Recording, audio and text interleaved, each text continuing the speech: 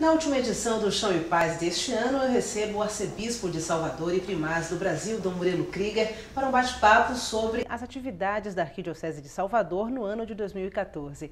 Dom Murilo, mais uma vez, seja bem-vindo ao Chão e Paz. Muito obrigado, estou à disposição. Obrigada. Eu queria que a gente começasse falando sobre o balanço que a gente pode fazer do ano de 2014 para a nossa Arquidiocese. A primeira constatação é aquela que todo mundo faz. Como o ano passou rápido. Mas se a gente olhar bem, tudo aquilo que a gente fez e tudo aquilo que enfrentou, a gente vê que realmente foi um ano muito intenso, de muitas atividades, e eu diria muito rico. Porque eu não olho tanto os desafios, que isso sempre tem, em qualquer situação, mas eu vejo assim, em termos de crescimento, de consciência, de participação das pessoas nas pastorais, de iniciativas que surgiram ainda por influência da Jornada Mundial da Juventude do ano passado, uma melhor organização das pastorais e movimentos, culminando com a Assembleia Arquidiocesana. Então eu diria assim, a gente nunca pode dizer fizemos tudo o que deveríamos ter feito, mas eu penso que fizemos muito e muita coisa bonita. Ainda como reflexo da Jornada Mundial da Juventude, a gente pode perceber uma maior participação dos jovens na nossa igreja?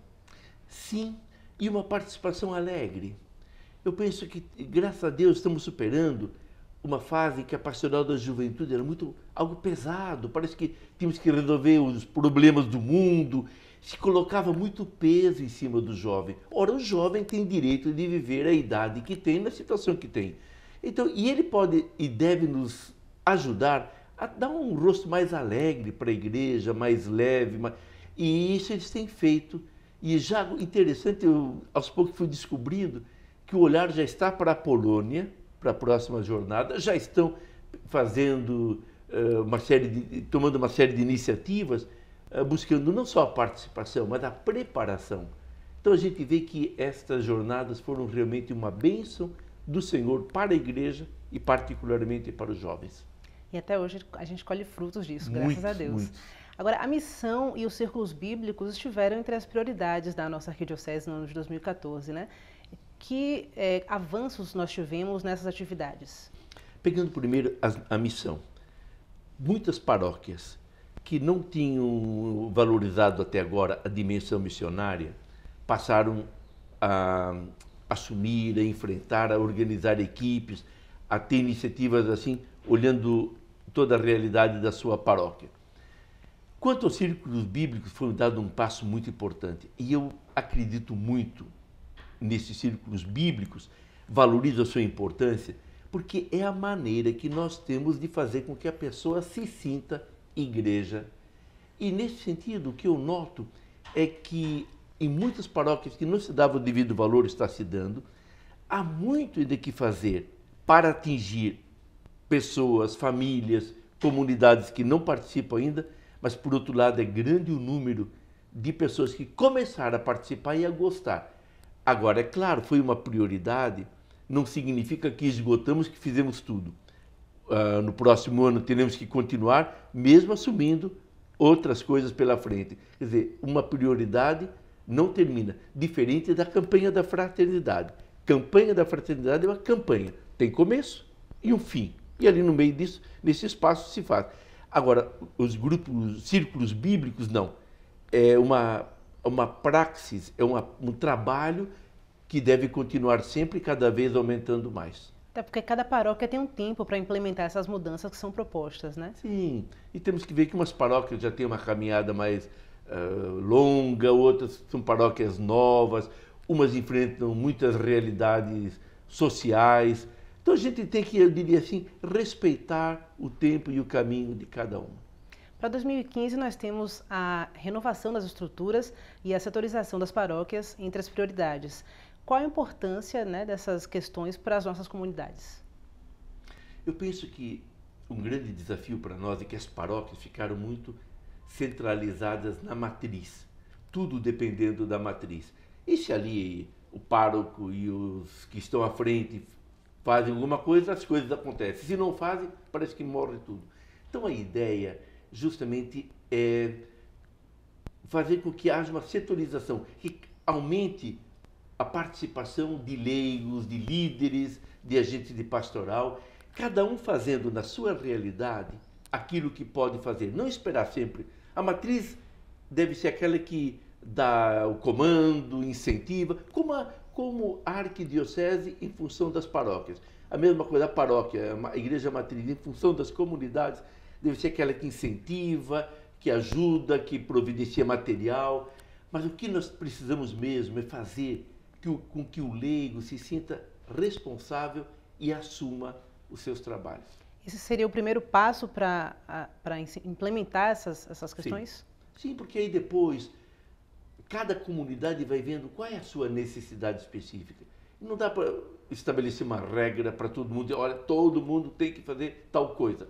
Então, o que a gente quer é isso, que se descentralize, que as iniciativas, a criatividade seja respeitada e incentivada. Porque aí vão surgir coisas que a gente nem imaginava. De repente, uma paróquia vai valorizar, por exemplo, o teatro na evangelização. Ótimo!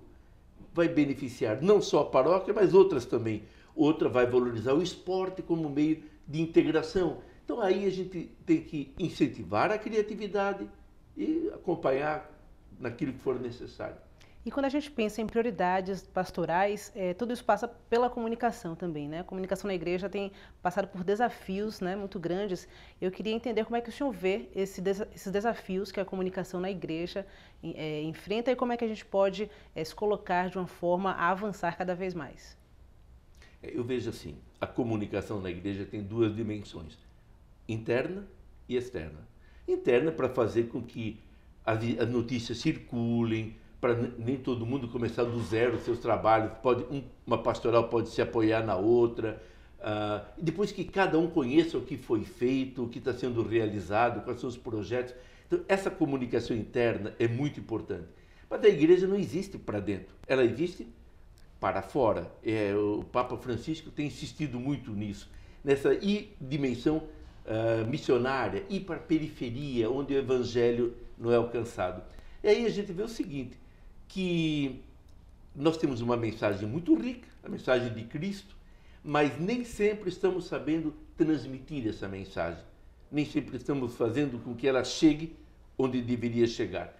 Então a ideia é de valorizar mais os meios de comunicação e buscar uma maior integração. Temos jornais, temos rádios, temos a internet. Agora, como fazer com que haja uma maior unidade? E, nesse sentido, o Dom Estevão está muito disposto, muito animado a assumir um trabalho. Nós vamos ter também o Padre Franklin na PASCOM. Então, a ideia é essa, para multiplicar forças, para evitar que cada um faça coisas semelhantes, aumenta os custos, aumenta o trabalho e nem sempre o resultado aumenta. Então, eu quero que pensem unidos, pensem grande, mas sempre com aquela ideia, como atingir mais pessoas de uma forma mais rápida. Atingir com o quê? Com a mensagem de Jesus Cristo. Isso é o essencial. Não adianta nada termos meios poderosos, ter estrutura, se não for para evangelizar. E a gente tem também aqui, Dom Murilo, a participação de algumas pessoas da Arquidiocese com algumas questões que eu vou colocar aqui agora para o senhor responder. Sim. Essa pergunta é da irmã Neucelina, da Pastoral Catequética. Dom Murilo, o senhor sabe, né, que agora a CNBB lançou um documento chamado Itinerário de Iniciação à Vida Cristã. E nós precisamos implantar esse sistema de itinerário aqui na Arquidiocese. Então, o que é que nós podemos fazer para motivar os padres, para um bate-papo, para que eles tomem conhecimento desse novo itinerário catequético?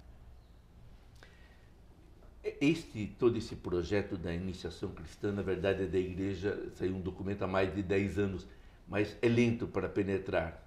E aqui também a gente vê que tem que dar muitos passos, porque a iniciação cristã significa uma maior integração do batismo, da crisma, da Eucaristia, e fazer com que a família também seja mais envolvida. Nós estamos ainda assim, tendo a preparação para os sacramentos de forma meio individualista. Então, em primeiro lugar, a irmã colocou muito bem, nós temos que conseguir que os padres tomem consciência. Então, acho que o primeiro trabalho nosso vai ser divulgar mais, vai ser valorizar mais, mostrar, olha, existe essa possibilidade.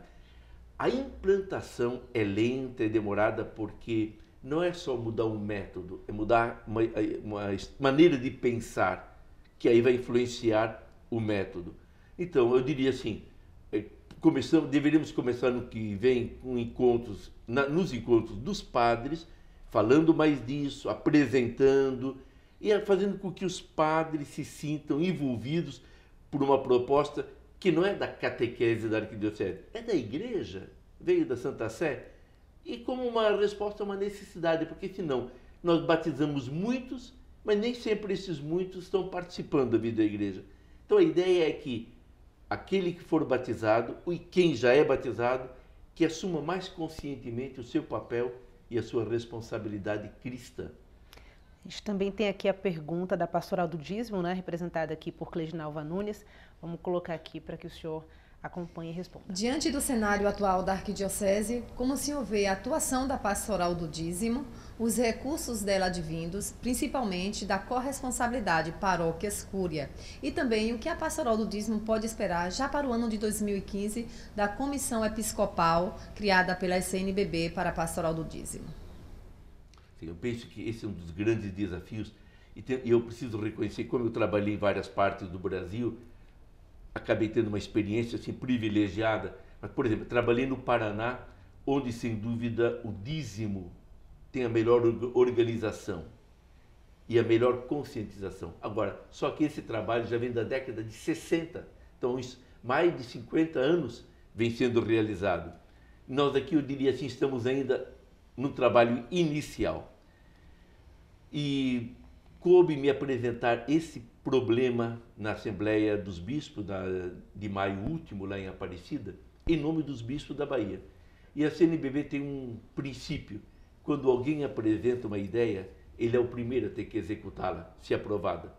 Então foi nomeada uma comissão, me colocaram como presidente dessa comissão, chamado Grupo de Trabalho para a Implantação do Dízimo, e vai sair um texto inicial. Esse texto deverá estar pronto até abril. Esse texto vai ser mandado para as paróquias. Em novembro, comecinho de novembro, vamos ter um seminário sobre o dízimo com representantes das dioceses do Brasil que quiserem mandar representantes. Vai ser em Brasília, para fazer uma reflexão sobre aquele texto. Então o texto será reformulado e aí sairá um documento verde para termos uma linguagem comum sobre o dízimo na igreja no Brasil. Porque senão a ideia é muito igual, muito semelhante, mas às vezes a execução acaba sendo muito diferente. Então eu diria assim, está se percebendo que ou a igreja valoriza mais o dízimo, ou ela não vai ter meio de sobreviver, de se manter. E hoje a gente nota que onde há consciência da importância do dízimo, e eu diria assim, do privilégio do cristão de colaborar com a manutenção da sua igreja e com o trabalho evangelizador, o crescimento do dízimo é impressionante. Então, vão ser dados passos. Agora, aqui também é um campo que não se pode ir na pressa, que eu gostaria de ir.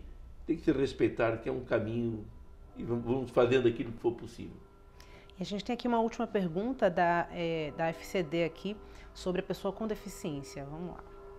Dom Murilo, com que olhar o senhor vê a inclusão da pessoa com deficiência em nossa igreja? Olha, eu penso que essa pessoa, ela é filha de Deus, merece todo o respeito e eu diria merece um carinho especial. A gente sabe que essa consciência do respeito à pessoa com deficiência é algo muito novo. Basta ver que agora que a legislação está exigindo acessos aos vários espaços, ônibus adequados. Então também é uma consciência que tem crescido, mas também ainda há muito o que fazer. Eu vejo o grande desafio, por exemplo, nosso aqui em Salvador e um pouco na Bahia, são igrejas antigas, onde não havia essa consciência e é até difícil conseguir muitas vezes mexer, não só que o IFAM, quando há um projeto, apoia, mas às vezes o tipo de construção é até difícil de se colocar. Mas eu penso assim, é importante que essa consciência vá crescendo, para tudo aquilo que fizermos na igreja, novas igrejas, salões, já leve em conta esse direito que aquele que tem alguma deficiência possa participar normalmente como qualquer filho de Deus. E depois, além do mais, eu penso que quanto ao trabalho pastoral, é um trabalho que eu acredito muito deles trabalhando com eles, tendo o nosso apoio. E graças a Deus, há várias pessoas assim que estão interessadas e estão fazendo um trabalho muito bonito nesse campo. Para finalizar nosso bate-papo, Dom Murilo, eu queria pedir que o senhor deixasse uma mensagem, né, para quem está nos assistindo, para a nossa comunidade, para a nossa arquidiocese, para o ano de 2015. Alguém já disse que o futuro não se prevê, o futuro se constrói. Quer dizer, ele vai ser aquilo que nós construirmos. Não é porque, de repente, muda o calendário, muda a nossa agenda, muda de 31 de dezembro para 1º de janeiro, que tudo muda. Mas eu penso assim, um novo ano é uma oportunidade para a gente parar e dizer, puxa vida, eu vou fazer melhor aquilo que eu estava fazendo bem. Vou evitar erros, porque isso é importante do ser humano, aprender com os próprios erros para não repeti-los. E lembrando sempre que se há alguém interessado em que a gente viva bem, viva feliz o próximo ano, é o Senhor nosso Deus e Pai. Ele quer ver seus filhos felizes. E cada um se dispondo a colaborar para a construção da paz em seu coração, em seu lar, em seu local de trabalho, essa paz vai tomando conta do mundo. Então vamos dar o nosso passo. E aí a graça de Deus será abundante e será possível começarmos e vivermos um ano novo cheio da graça de Deus com a sua presença. Tá certo, Dom Murilo, muito obrigada pela participação aqui no Chão em Paz. Até 2015. Até 2015, logo aqui, logo ali.